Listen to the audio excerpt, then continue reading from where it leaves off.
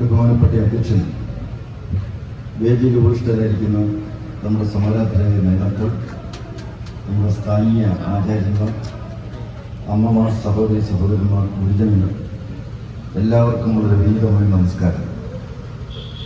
തെരഞ്ഞെടുപ്പിന് കഴിഞ്ഞ് ഏതാനും മണിക്കൂറുകൾ മാത്രമേ ഉള്ളൂ. നമ്മുടെ പഞ്ചായത്തിൻ്റെ വിധി നിർണ്ണയിക്കാനാണ് പോകുന്നത്. നമ്മെ സംബന്ധിച്ചിടത്തോളം അടിസ്ഥാന സൗകര്യങ്ങൾ നമ്മുടെ പഞ്ചായത്തിൽ ലഭ്യമാക്കണമെങ്കിൽ, നമുക്ക് വേണ്ട വിധത്തിലുള്ള വികസന സൗകര്യങ്ങൾ, വികസന പ്രവർത്തനങ്ങൾ നടക്കണമെങ്കിൽ നമ്മെ സ്നേഹിക്കുന്ന, നമ്മോടൊപ്പം എന്നും എന്നും സഹകരിക്കാനും സഹായിക്കാനും ഉണ്ടാകുന്ന സ്ഥാനാർത്ഥികളെയാണ് വിജയിപ്പിക്കേണ്ടത്. എന്തുകൊണ്ടാണ് BJPയുടെ സ്ഥാനാർത്ഥികളെ വിജയിപ്പിക്കണം എന്ന് ആവശ്യപ്പെടുന്നത്? കാരണം എന്താണ്? നമുക്കറിയാം, നമ്മുടെ നാട്ടിൽ, നമ്മുടെ കേരളത്തിൽ രാഷ്ട്രീയം ഇന്ന് വെറും വൈദ്യപ്പിഴപ്പിനുള്ള, ജീവിക്കാൻ വേണ്ടി മാത്രമുള്ള ഒരു ജോലിയായി, ഉദ്യോഗമായി, ഒരു തൊഴിലായി ഇന്ന് കോൺഗ്രസ്, കമ്മ്യൂണിസ്റ്റ് പാർട്ടി അടപ്പിച്ചു. നമുക്ക് മൂല്യാധിഷ്ഠിത രാഷ്ട്രീയം എന്ന് പറയുന്നത് കോൺഗ്രസിനും കമ്മ്യൂണിസ്റ്റ് പാർട്ടിക്കും ഇല്ല, LDFനും UDFനും ഇല്ല. അവരെല്ലാം വൻ തട്ടിപ്പും വെട്ടിപ്പും നടത്തി പണമുണ്ടാക്കാൻ ഉള്ള ഒരു അവസരമാണ് അവരെ സംബന്ധിച്ചിടത്തോളം അധികാരം. അതുകൊണ്ടാണല്ലോ ഇപ്പോൾ മുസ്ലിം ലീഗിൻ്റെ തന്നെ കുറേ നേതാക്കന്മാർ ഇപ്പോൾ ജയിലിലായി.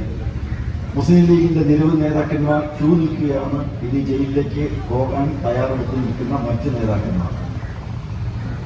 കോൺഗ്രസിന്റെ പല നേതാക്കന്മാരും ഏതാനും ദിവസങ്ങൾക്കുള്ളിൽ ജയിലിലേക്ക് പോകും. വിജിലൻസ് കേസായി വിജിലൻസ് എൻക്വയറി നടക്കുന്നു. പലരെക്കുറിച്ചും ഉള്ള കേസിന്റെ പരിശോധനകൾ നടക്കുകയാണ്. UDF ഭരിച്ചിരുന്ന സന്ദർഭത്തിൽ കാണിച്ച എല്ലാ അഴിമതികളെ കുറിച്ചുമൊക്കെ വിവരങ്ങൾ പുറത്തു വന്നു കഴിഞ്ഞു. രമേശ് ചെന്നിത്തല ജയിലിൽ പോകാൻ ഏതാണ്ട് വെട്ടിമുറുക്കി ഒരു ജ്യോത്സ്യന്മാരെ പോയി കണ്ട് നല്ല മുഹൂർത്തം കുറിച്ച് വെച്ചിരിക്കുകയാണ്. എപ്പോഴാണ് ജയിലിലേക്ക് VS ശിവകുമാർ, K ബാബു തുടങ്ങിയിട്ടുള്ള മറ്റു കോൺഗ്രസ് നേതാക്കന്മാരുടെ സ്ഥിതി അതിലാണ്. UDFിലെ നിരവധി നേതാക്കന്മാർ അവർ സംശയത്തിന്റെ നിഴലിലാണ്, അവർ കളങ്കിതരാണ്, അവർ അഴിമതിയും വെട്ടിപ്പും തട്ടിപ്പും ക്രമക്കേടും നടത്തിയതിന്റെ പേരിൽ അവർ കുറ്റാരോപിതരാണ്. വാസ്തവത്തിൽ അവർക്കാർക്ക് വോട്ട് ചോദിച്ചുള്ള ധാർമ്മികമായ അവകാശം പോലും LDFിന്റെ പേരിൽ LDFിന്റെ പല നേതാക്കന്മാരും അവർക്ക് സ്വർണ്ണക്കടത്തും ഈന്തപ്പുഴ കച്ചവടം അങ്ങനെ പല പല പരിപാടികൾ. അവരിൽ പലരും ഏതവസരത്തിലാണ് ഇനി അന്വേഷണം അവരുടെ ഇടയിലേക്ക് നീങ്ങുന്നത് എന്നുള്ളതിനെ കുറിച്ച് ആർക്കും പറയാൻ നോക്കിയില്ല. അവരും അഴിയണ്ണാൻ പോവുകയാണ്. LDFിൽ പല നേതാക്കന്മാരും കളങ്കിതരാണ്. മുഖ്യമന്ത്രിക്കാണെങ്കിൽ മുഖ്യമന്ത്രിയുടെ ഓഫീസ് പോലും നേരാവണ്ണം ഭരിക്കാൻ അറിഞ്ഞുകൂടാ. ഈ തെരഞ്ഞെടുപ്പിൽ മുഖ്യമന്ത്രി LDFിന് വേണ്ടി പ്രസംഗിക്കാനേ വരുന്നില്ല. ഈ കേരളത്തിന്റെ രാഷ്ട്രീയ ചരിത്രത്തിൽ, തെരഞ്ഞെടുപ്പിന്റെ ചരിത്രത്തിൽ CPMന്റെ നേതാവായിട്ടുള്ള കോടിയേരി ബാലകൃഷ്ണനും പിണറായി വിജയനും പുറത്തിറങ്ങി 10 വോട്ട് ചോദിക്കാൻ പോലും വയ്യാത്തൊരു സ്ഥിതിവിശേഷം ഉണ്ടാകുന്നത് ഈ തെരഞ്ഞെടുപ്പിൽ മാത്രമാണ്. ഈ തെരഞ്ഞെടുപ്പിൽ ഒരു രാഷ്ട്രീയ നേതാവിന് 10 വോട്ട് ചോദിക്കാൻ വയ്യാത്ത സ്ഥിതി ഉണ്ടായത് എന്താണ്? LDFിന്റെ സ്ഥിതി എന്താണ്? പിണറായി വിജയൻ തിരുവനന്തപുരത്ത് അദ്ദേഹത്തിന്റെ വീട്ടിൽ ഒതുങ്ങി കൂടിയിരിക്കുകയായിരുന്നു. ഇപ്പോൾ കണ്ണൂർ വന്നിട്ടുണ്ട്. ഇത്ര നേരത്തെ കണ്ണൂർ അദ്ദേഹം വന്ന് താമസിക്കുകയാണ്. തിരുവനന്തപുരത്ത് ഇത്രയും ദിവസം ഇരുന്നിട്ടും ആ കോർപ്പറേഷൻ തെരഞ്ഞെടുപ്പിൽ അദ്ദേഹത്തിന്റെ സ്വന്തക്കാർ പലരും മത്സരിക്കാൻ സ്ഥാനാർത്ഥികളായിട്ടുണ്ടായിരുന്നിട്ടും വോട്ട് ചോദിക്കാൻ അദ്ദേഹം ഒരു യോഗത്തിൽ പോലും പ്രസംഗിച്ചിട്ടില്ല. ക്ലിഫ് ഹൗസിൽ അദ്ദേഹം സ്വസ്ഥനായി സമാധാനപൂർവ്വം സമയം ചെലവഴിക്കുകയായിരുന്നു. എന്താണ് അതിന്റെ കാരണം? കോടിയേരി ബാലകൃഷ്ണൻ വോട്ട് ചോദിക്കുന്നുണ്ട്. അതുകൊണ്ട് ഞാൻ കോൺഗ്രസുകാരോടും മുസ്ലിം ലീഗുകാരോടും അതുപോലെ തന്നെ കമ്മ്യൂണിസ്റ്റുകാരോടും ചോദിക്കുന്നു, ഈ തെരഞ്ഞെടുപ്പിൽ നിങ്ങളുടെ മാതൃക ആരാണ്? നേതാവ് ആരാണ്? ഞാൻ നിങ്ങളുടെ വാൾ പോസ്റ്റുകൾ പലതും നോക്കി. കമ്മ്യൂണിസ്റ്റുകാരുടെ വാൾ പോസ്റ്റുകൾ ഞാൻ ഈ യാത്രയ്ക്കിടയിൽ ഈ രാവിലെ ഇറങ്ങിയതാണ് കാസർഗോഡിന്റെ പല വാർഡുകളിൽ നോക്കി പല വാൾ പോസ്റ്റുകളും അവരുടെ നേതാക്കന്മാരുടെ ആരുടെയും ചിത്രം കാണുന്നില്ല. ഇതിനു മുമ്പ് അങ്ങനെ ആയിരുന്നില്ല. കോൺഗ്രസുകാരുടെയും കമ്മ്യൂണിസ്റ്റുകാരുടെയും ഒക്കെ വാൾ പോസ്റ്ററുകളിലൊക്കെ അവരുടെ നേതാക്കന്മാരുടെ ചിത്രം ഉണ്ടാകും. എന്താ ഇപ്രാവശ്യം പിണറായി വിജയന്റെയും കോടിയേരി ബാലകൃഷ്ണന്റെയും ഒക്കെ ചിത്രം അച്ചടിക്കാത്തത് എന്താണ്? അച്ചടിച്ചാൽ വോട്ട് കിട്ടില്ല. അത് തന്നെയാണ് എന്റെ കാരണം. ഈ കോൺഗ്രസുകാർക്ക് തന്നെയാണ്, കോൺഗ്രസുകാരുടെ സ്ഥിതി തന്നെയാണ്. മുസ്ലിം ലീഗുകാരുടെ നേതാക്കളുടെ ഫോട്ടോ എന്താ, പടം എന്താ വെക്കാം? കമറുദ്ദീന്റെ ചിത്രം എന്താ അച്ചടിക്കാം? എന്തുകൊണ്ടാണ്? അല്ല, അതൊക്കെ ഇവിടുത്തെ ഈ ഇവിടുത്തെ നേതാവ് കാസർഗോഡ് മുസ്ലിം ലീഗിന്റെ നേതാവ് KM ഷാജിന്റെ ചിത്രം എന്താ അച്ചടിക്കാം? അതുപോലെ നിരവധി നേതാക്കന്മാർ ഒന്നിനു പുറകെ ഓരോരുത്തരായിട്ട് ക്യൂ നിൽക്കുകയാണ്. അവിടെ ആരുടെയും പേര് പറയാൻ പോലും എന്ന് മുസ്ലിം ലീഗിന്റെ സാധാരണ പ്രവർത്തകർ തയ്യാറില്ല. അതുകൊണ്ട് മുസ്ലിം ലീഗിന്റെയും കമ്മ്യൂണിസ്റ്റുകാരുടെയും കോൺഗ്രസിന്റെയും പിന്നാലെ പോയിക്കൊണ്ടിരിക്കുന്ന ഇവിടുത്തെ സാധാരണക്കാരായിട്ടുള്ള ജനങ്ങളോട് ഞാൻ പറയട്ടെ, അവരെല്ലാം നമ്മെ വഞ്ചിക്കുന്നവരാണ്, കബളിപ്പിക്കുന്നവരാണ്, ചതിക്കുന്നവരാണ്. അവർക്കൊരിക്കലും ഈ നാട്ടിലെ ജനങ്ങൾ വോട്ട് കൊടുക്കരുത്, കൊടുത്തുകൂടാ.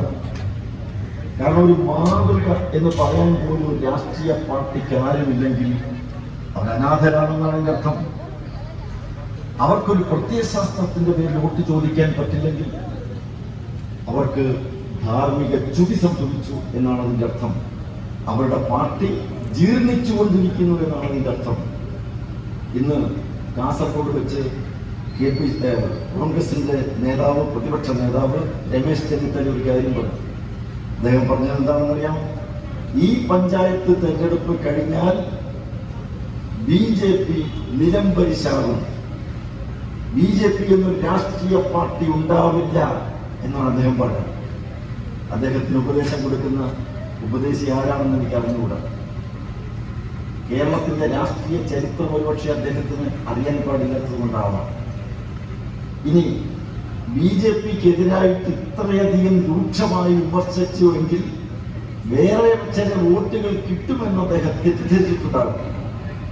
ഈ തെരഞ്ഞെടുപ്പിന്റെ അവസാനത്തെ ദിവസം ഈ കാസർഗോഡ് വന്നില്ലെന്ന് പറയാൻ കാരണം, അദ്ദേഹം പറയാൻ കാരണം BJPയെ എത്ര കണ്ട് കുത്തുകയും തൊഴിക്കുകയും അടിക്കുകയും ഒക്കെ ചെയ്ത് അങ്ങനെ നിലം പരിശാക്കി താഴെയിട്ടാൽ ഇവിടുത്തെ മുസ്ലിം സഹോദരങ്ങളുടെ വോട്ട് കിട്ടും എന്ന് അദ്ദേഹം തെറ്റിദ്ധരിച്ചിട്ടുണ്ടാകും. എനിക്കൊരു കാര്യം വളരെ വ്യക്തമാണ്, മുസ്ലിം സഹോദരങ്ങൾ ചിന്തിക്കാൻ ശേഷിയുള്ളവരാണ്, കാര്യങ്ങൾ വളരെ വ്യക്തമായി ബോധ്യപ്പെട്ടിട്ടുള്ളവരാണ്. ഞാനിന്ന് കാസർഗോഡിന്റെ പല സ്ഥലങ്ങളിലും പോയപ്പോൾ മുസ്ലിം സഹോദരങ്ങളെ എനിക്ക് നേരിട്ട് കാണാൻ കഴിഞ്ഞു. അവരുടെ കണ്ണിൽ നിന്ന് ഞാൻ കണ്ടു, അവരുടെ പ്രശ്നങ്ങളും ബുദ്ധിമുട്ടുകളും ഞാൻ കേട്ടു. മനുഷ്യത്വമുള്ള ആരും ഈ മുസ്ലിം സഹോദരങ്ങൾ അനുഭവിക്കുന്ന കഷ്ടപ്പാടുകളെയും ദുഃഖങ്ങളെയും ദുരിതങ്ങളെയും കുറിച്ച് കേട്ടാൽ വാസ്തവത്തിൽ LDFും UDFും ആ സമൂഹത്തോട് ചെയ്തിരിക്കുന്ന ക്രൂരതകൾ എണ്ണി അവർ പറയുമ്പോൾ മനുഷ്യത്വമുള്ളവർ അന്താളിച്ചു പോകും. കാരണം ഈ കോൺഗ്രസും കമ്മ്യൂണിസ്റ്റ് പാർട്ടിയും ഒക്കെ ഈ സഹോദരങ്ങളോട് ഇത്രയധികം വിവേചനാപൂർവ്വം എന്തിനു പെരുമാറി എന്നുള്ള ചോദ്യമാണ് അവശേഷിക്കുന്നത്. ഒരിക്കലും മുസ്ലിം സഹോദരങ്ങളെ ഉപദ്രവിക്കാനോ അവരുടെ രക്തത്തിന് വേണ്ടി ദാഹിക്കാനോ ഒന്നും BJP തയ്യാറായിട്ടില്ല.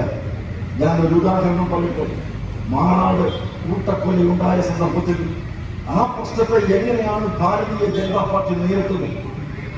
17 മുസ്ലിം സംഘടനകളുമായി ഒരു മേശയ്ക്ക് ചുറ്റുമിരുന്ന് സംസാരിച്ച് വളരെ സൗഹാർദ്ദപൂർവ്വം ആ പ്രശ്നം പരിഹരിച്ചില്ലേ? ഒരു തുള്ളി രക്തം പോലും അതിന്റെ പേരിൽ ചിന്ത വളരെ സന്തോഷത്തോടെ സമാധാനത്തോടെ സ്വൈര്യമായി അങ്ങേയറ്റം ഇരുകൂട്ടർക്കും രമ്യമായി പ്രശ്നം പരിഹരിക്കാൻ കഴിഞ്ഞില്ലേ? എന്തുകൊണ്ട്? ഭാരതീയ ജനതാ പാർട്ടി എന്ന് പറയുന്ന ഒരു പ്രസ്ഥാനം ഈ കേരളത്തിൽ ഉണ്ടായത് കൊണ്ടല്ലേ അങ്ങനെ സംഭവിച്ചത്. പറയട്ടെ, ഇവിടെ കോൺഗ്രസും കമ്മ്യൂണിസ്റ്റ് പാർട്ടിയും ആ പ്രശ്നത്തിൽ മുതലെടുത്ത് രക്തം മുക്കിക്കുടിച്ച് വിദ്വേഷമുണ്ടാക്കി പരസ്പരം കലഹമുണ്ടാക്കാൻ, വർഗീയ കലാപമുണ്ടാക്കാനല്ലേ ശ്രമിച്ചത്. ഞാൻ കോൺഗ്രസുകാരോടും കമ്മ്യൂണിസ്റ്റുകാരോടും മുസ്ലിം ലീഗിന്റെ നേതാക്കന്മാരോടും ഞാൻ ചോദിക്കുന്നു, ഈ കേരളത്തിൽ എത്രയോ വർഗീയ കലാപങ്ങൾ ഉണ്ടായിട്ടുണ്ട്. നമുക്കറിയാമല്ലോ, തലശ്ശേരി വർഗീയ കലാപം ഉണ്ടായിട്ടുണ്ട്. ആ തലശ്ശേരി വർഗീയ കലാപത്തിന് തുടക്കം കുറിച്ചതാരാണ്? മുസ്ലിം സഹോദരങ്ങൾക്കെതിരെ അക്രമം അടിച്ചുവിട്ടത് കമ്മ്യൂണിസ്റ്റുകാരാണ് എന്ന് വളരെ വ്യക്തമല്ലേ? തലശ്ശേരിയിലുള്ള ഇപ്പോൾ അവിടെ പ്രായം ചെന്ന എത്രയോ രാഷ്ട്രീയ പ്രവർത്തകരോട് ചോദിച്ചാൽ വളരെ വ്യക്തമായി അവർ പറയും. എന്നും ഈ കേരളത്തിൽ വർഗീയ വിദ്വേഷം ഇളക്കിവിട്ട് സംഘർഷമുണ്ടാക്കിയിട്ടുള്ളതും കലാപമുണ്ടാക്കിയിട്ടുള്ളതും ആരാണ്? അത് കമ്മ്യൂണിസ്റ്റുകാരും കോൺഗ്രസുകാരുമാണ്, മുസ്ലിം ലീഗാണ്. മാറാട് കലാപത്തെക്കുറിച്ച് അന്വേഷണം നടത്തിയ ജുഡീഷ്യൽ എൻക്വയറി കമ്മീഷൻ റിപ്പോർട്ടിൽ ആ കലാപത്തിനും ആ അക്രമത്തിനും ആ കൂട്ടക്കൊലയ്ക്കും ഉത്തരവാദികളായിട്ടുള്ള കേസിലെ പ്രതികളിൽ കോൺഗ്രസുകാരും കമ്മ്യൂണിസ്റ്റുകാരും മുസ്ലിം ലീഗുകാരും ഉണ്ട് എന്ന് വ്യക്തമായി രേഖപ്പെടുത്തിയിട്ടുണ്ട്. ഞാനിത് പറയുന്നത് രേഖയുടെ അടിസ്ഥാനത്തിലാണ്. ഞാൻ കമ്മ്യൂണിസ്റ്റുകാരോടും കോൺഗ്രസുകാരോടും മുസ്ലിം ലീഗിനോടും ചോദിക്കുന്നു, കേരളത്തിൽ ഇതപര്യന്തം നടന്നിട്ടുള്ള വർഗീയ കലാപങ്ങളെ കുറിച്ച് അന്വേഷണം നടത്തിയിരിക്കുന്ന എല്ലാ ജുഡീഷ്യൽ എൻക്വയറി കമ്മീഷൻ റിപ്പോർട്ടുകളും പരിശോധിക്കും. ഒരു റിപ്പോർട്ടിലെങ്കിലും BJPയെ കുറ്റപ്പെടുത്തിയതായിട്ടുണ്ടെങ്കിൽ ഈ കോൺഗ്രസുകാരെ, കമ്മ്യൂണിസ്റ്റുകാരെ, മുസ്ലിം ലീഗുകാരെ, നിങ്ങൾ ഈ നാട്ടിൽ എന്തെങ്കിലും സത്യം പറയുന്നുണ്ടെങ്കിൽ നിങ്ങൾ ആ റിപ്പോർട്ടുകളൊന്ന് വായിച്ചു നോക്ക്. ഒരിക്കലും വർഗീയ കലാപങ്ങൾ ഉണ്ടാക്കാൻ ഭാരതീയ ജനതാ പാർട്ടി തയ്യാറായിട്ടില്ല, ഒരിക്കലുമില്ല.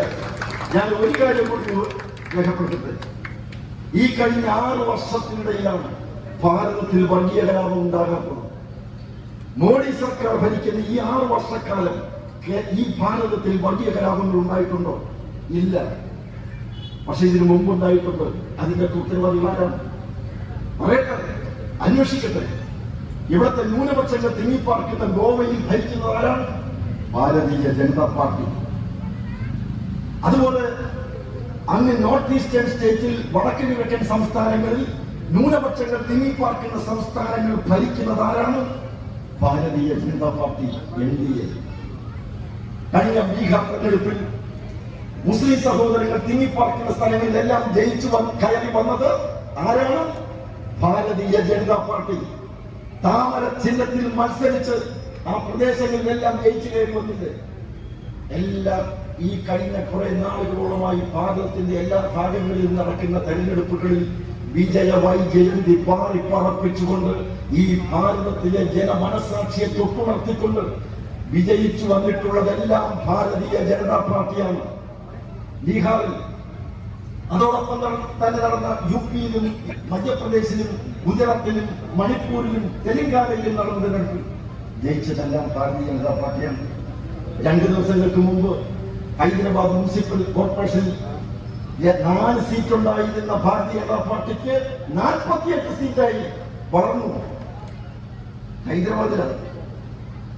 അതിനുശേഷം രാജസ്ഥാനിൽ നടന്ന ഇതുപോലെ തദ്ദേശ സ്വയംഭരണ സ്ഥാപനങ്ങളിലേക്ക് നടന്ന തെരഞ്ഞെടുപ്പിൽ ഏറ്റവും അധികം സീറ്റ് നേടിയത് ഭാരതീയ ജനതാ പാർട്ടിയാണ്. രാജസ്ഥാൻ, കോൺഗ്രസ് ഭരിക്കുന്ന രാജസ്ഥാനിലാണ്. മുസ്ലിം സഹോദരങ്ങൾ തിങ്ങിപ്പാർക്കുന്ന പല വാർഡുകളിലും ജയിച്ചത് ഭാരതീയ ജനതാ പാർട്ടിയാണ്. യാതൊരു സംശയവും വേണ്ട. 5000-ൽ പരം സീറ്റുകൾ നേടിയെടുത്തിരിക്കുന്നു. ഇനി ഇന്നത്തെ വാർത്തകൾ ഞാനെന്ന് പറഞ്ഞേക്കാം. അരുണാചൽ പ്രദേശിൽ ഇതുപോലെ തദ്ദേശ സ്വയംഭരണ സ്ഥാപനങ്ങളിലേക്ക് നടക്കുന്ന തെരഞ്ഞെടുപ്പിൽ നോമിനേഷൻ സമർപ്പിക്കേണ്ട അവസാന തീയതി ആയപ്പോൾ 5500 സീറ്റുകളിൽ യാതൊരു വിധത്തിൽ എതിർപ്പുമില്ലാതെ, ഏകകണ്ഠമായി യാതൊരു എതിർപ്പുമില്ലാതെ ഭാരതീയ ജനതാ പാർട്ടി 5500 സീറ്റുകളിൽ വിജയിച്ചു കഴിഞ്ഞിരിക്കുന്നു. എതിർക്കാൻ പോലും ആരുമില്ല. ഞാനിതെല്ലാം സൂചിപ്പിച്ചത് നമ്മുടെ നാട്ടിൽ ചിന്തിക്കുന്നവരുണ്ട്. ഏറെക്കാലം എല്ലാവരെയും കബളിപ്പിക്കാൻ പറ്റില്ല. കേരളത്തിലെ ജനങ്ങളെ എല്ലാം 64 വർഷക്കാലമായി കബളിപ്പിച്ചു, അവരെ ചതിച്ചു, അവരെ തെറ്റിദ്ധരിപ്പിച്ചു. പക്ഷെ എല്ലാ കാലവും നടക്കില്ല. ഞാൻ പറയുന്നു, ഈ തെരഞ്ഞെടുപ്പിൽ ഒട്ടും നടക്കില്ല. ഈ തെരഞ്ഞെടുപ്പിൽ ഞാൻ പറഞ്ഞു വന്നത് രമേശ് ചെന്നിത്തലയുടെ ആരോപണത്തെ കുറിച്ചാണ്. ഞാൻ രമേശ് ചെന്നിത്തലയോട് പറയട്ടെ, അദ്ദേഹം പറഞ്ഞൊരു ഉദാഹരണം കൂടി ഞാൻ അവസരത്തിൽ ചൂണ്ടിക്കാണിക്കുകയാണ്.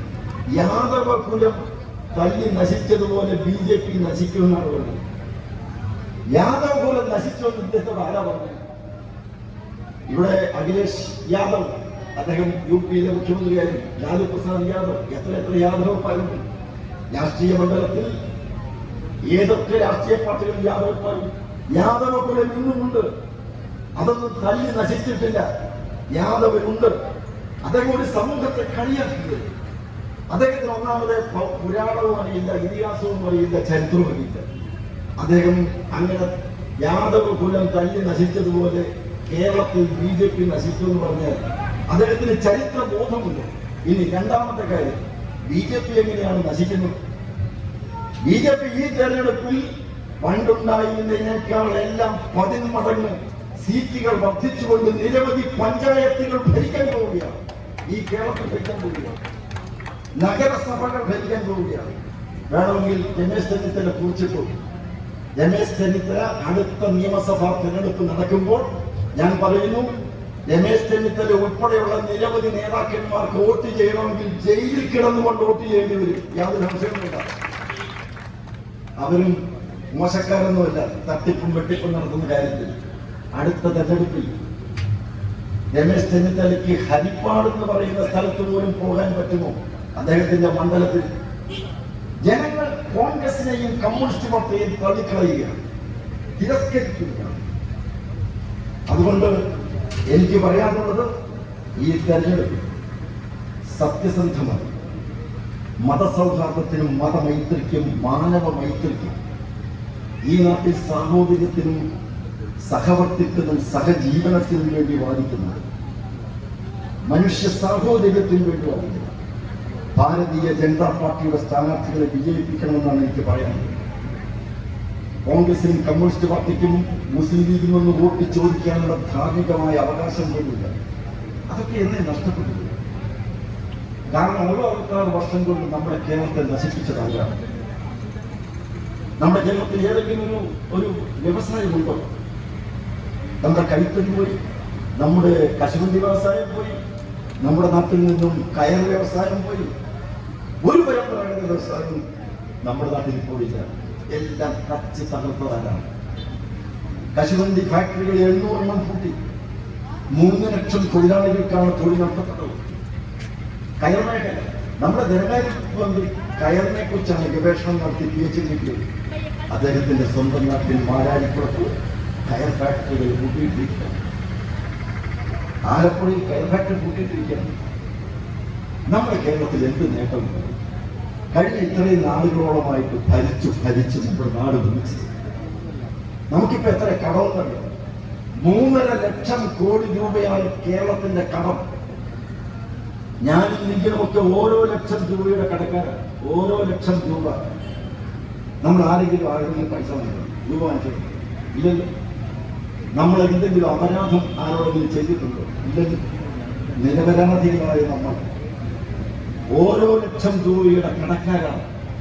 ഈ ഗവൺമെന്റ് അധികാരം വിട്ടുപോകുമ്പോൾ 4 ലക്ഷം രൂപയുടെ കടമായി, 4 ലക്ഷം കോടി രൂപയുടെ കടമായിരിക്കും ഉണ്ടാകാൻ പോകും.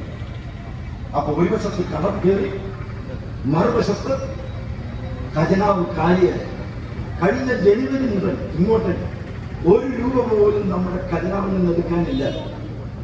നമ്മുടെ ഖജനാവിൽ ഏഴ് പ്രസവിച്ച് കിടക്കുകയാണ്. പണമില്ല, കടം വാങ്ങിക്കുകയാണ്. ഇപ്പോൾ കേരളത്തിൽ ആരും കടം കൊടുക്കാത്ത കാരണം കേന്ദ്രത്തിൽ 15,000 കോടി രൂപ കടം ചോദിച്ചപ്പോൾ 11,000 കോടി രൂപ കൊടുത്തു. അതും ഇനി കേന്ദ്രത്തിൽ ചോദിക്കാൻ നോക്കി. ഇപ്പോൾ ഇന്ത്യക്ക് പുറത്ത് മസാല ബോണ്ട്, ലോക ബാങ്ക് എന്തെല്ലാം പേര് സ്ഥാപനങ്ങളിലേക്കാണ് കടം ചോദിച്ച് ഇരിക്കുകയാണ്. അവിടുന്നൊക്കെ കടം വാങ്ങി ഇവിടെ കിഫ്ബി എന്നും പറഞ്ഞ് പല പ്രോജക്റ്റുകൾ ഏറ്റെടുക്കുകയാണ്. ദിവസവും രാവിലെ ധനകാര്യ വകുപ്പ് മന്ത്രി എഴുന്നേറ്റാൽ ഉടനെ പത്രക്കാരെ കണ്ടാൽ പറയും കിഫ്ബി. എന്തുവാ കിഫ്ബി? കടം വാങ്ങിക്കുന്ന കാര്യം പറയുന്നത്. ലോകത്തെമ്പാടുമുള്ള ധനകാര്യ സ്ഥാപനങ്ങളിൽ നിന്ന് കോടിക്കണക്കിന് രൂപ കടം വാങ്ങി ആരിത് കിട്ടും? അടുത്ത തലമുറയുടെ തലയിലേക്ക് ഇത് വെച്ചു കൊടുക്കുകയാണ്. ഈ കടത്തിന്റെ വിഴുപ്പ് ഭാണ്ഡം കൊടുക്കുകയാണ്. 1 രൂപ പോലും കേരളത്തിൽ ഇന്നേവരെ കടം വീട്ടിയിട്ടില്ല. അതുകൊണ്ട് നമ്മൾ വോട്ട് ആർക്ക് കൊടുക്കണം? ഈ കേരളത്തെ കടബാധ്യതയിലാക്കിയ, കടക്കെണിയിലാക്കിയ UDF വോട്ട് കൊടുക്കണം, LDF വോട്ട് കൊടുക്കണം. ഈ ഖജനാവ് കാലിയാക്കിയ LDF UDF വോട്ട് കൊടുക്കണം. ചോദ്യം എന്താണ്? കേന്ദ്രത്തിൽ നരേന്ദ്രമോദി ഒട്ടേറെ ഗ്രാമജനോദ്ധാരണ പദ്ധതികളും ഗ്രാമവികസന പരിപാടികളും നടപ്പിലാക്കിക്കൊണ്ടിരിക്കുകയാണ്. നമ്മുടെ ഈ ചെമ്മനാട് പഞ്ചായത്തിൽ ഈ വികസന പദ്ധതികൾ നമുക്ക് നടപ്പിലാക്കണം. യുഡിഎഫും എൽഡിഎഫും സാധ്യമല്ല. മോഡി സർക്കാരിന്റെ ഒട്ടേറെ വികസന പദ്ധതികൾ നമുക്ക് നടപ്പിലാക്കാൻ കഴിയണം. കുടിക്കാൻ വെള്ളം വേണം, കഴിക്കാൻ ആഹാരം വേണം, ചെയ്യാൻ തൊഴിൽ വേണം, കയറിക്കിടക്കാൻ പാർപ്പിടം വേണം, ഗതാഗത സൗകര്യങ്ങൾ, വിദ്യാഭ്യാസ സൗകര്യങ്ങൾ വേണം, ആരോഗ്യ സംരക്ഷണത്തിന് നടപടി ഉണ്ടാകണം. അങ്ങനെ എല്ലാ വിധത്തിലും വികസന പദ്ധതികൾ നടപ്പിലാക്കണം. നമ്മുടെ വ്യവസായം, വാണിജ്യം, വ്യാപാരം എല്ലാ മേഖലകളിലും കുതിപ്പുണ്ടാകണം. അങ്ങനെ എല്ലാ സ്ഥലങ്ങളിലും പുരോഗതിയും വികസനവും ഉണ്ടാകണം. അതുണ്ടാക്കാൻ നരേന്ദ്രമോദി സർക്കാരിന് പദ്ധതി ഉണ്ട്.